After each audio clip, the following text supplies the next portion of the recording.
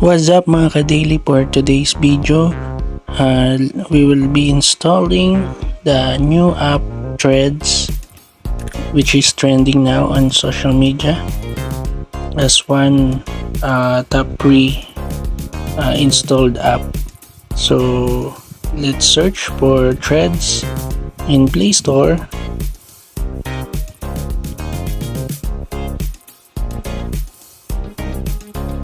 And this is like an Instagram, Facebook, and Twitter.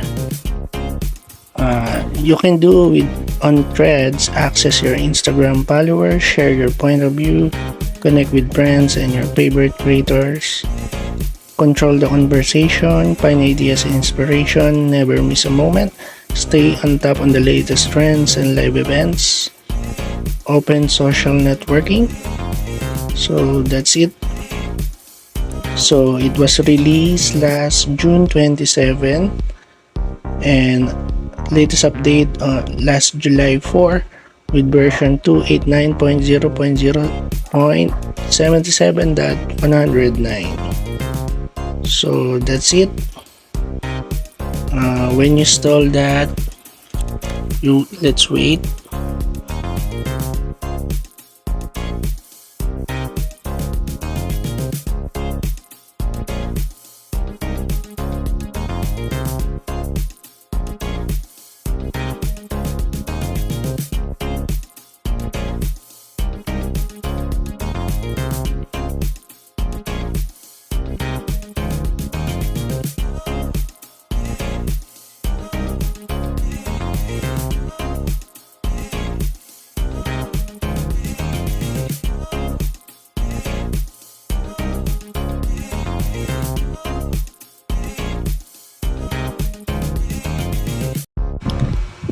Alright, when you install the app, let's wait.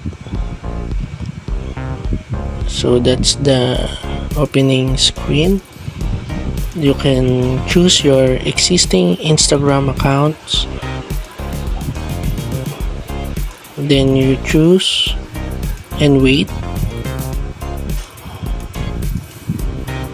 And the profile you can import from Instagram. So I imported, and you can choose whether you it's public profile or private. So you can follow the same accounts here on Threads, same with your followers in Instagram.